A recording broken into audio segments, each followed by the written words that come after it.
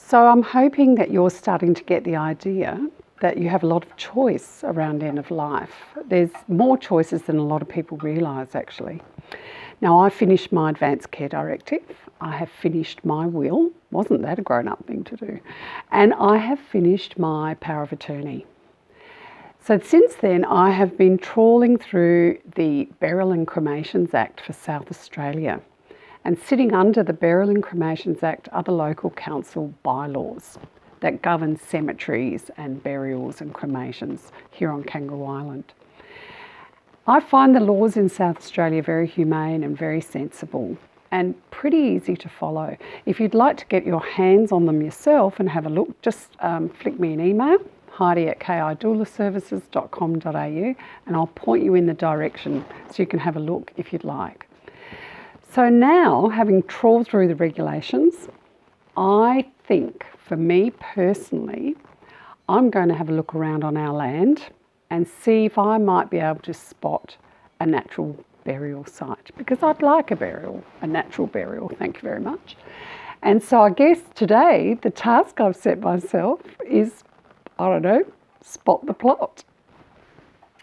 So I'm going to go up this hill and around the corner and see what I can find. For a natural burial on private land, you do need to be at least 20 metres away from a structure or a building or a body of water, and fair enough. And of course, you have to have the owner's approval and permission. Probably helps. So if you are the owner, I guess you've given yourself permission. So I think this could be the spot. I keep changing my mind, but I think this is the one. Not too many tall trees. It's fairly flat and it's a bit twiggy and a bit scrubby, but I think it shouldn't be too hard to clear because it's nice and level. There's a beautiful view out to sea and a walking trail about, 50 metres away.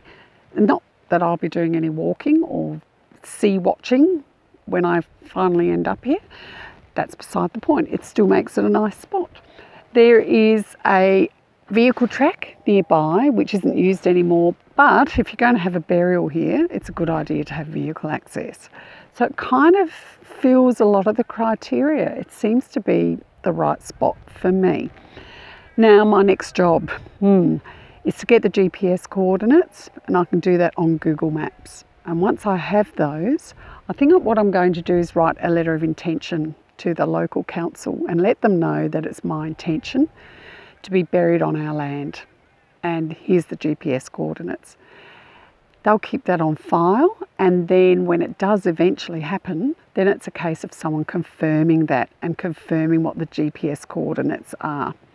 And that way it's a really good safeguard. So in future generations, if someone stumbles across a burial site, they don't have to freak out. Now, according to the regulations, any grave that's dug for natural burial needs to be at least 1 metre from the chest height of the person. So from the chest height of the person to the surface needs to be at least 1 metre. So I'm thinking, 1 metre, 1.5 metres to be safe. I reckon there's enough people around here that can handle a shovel who could manage that. So that feels like a very productive thing to have done on this beautiful sunny afternoon. If natural burial appeals to you, because remember, being embalmed is not a legal requirement. If you live in an area where you have land, and if you like the idea of a natural burial, it's perfectly possible, especially here on Kangaroo Island, where there are a lot of people that own their own land. If you want to have a chat, if you have any questions, get in touch. heidi@doulaservices.com.au.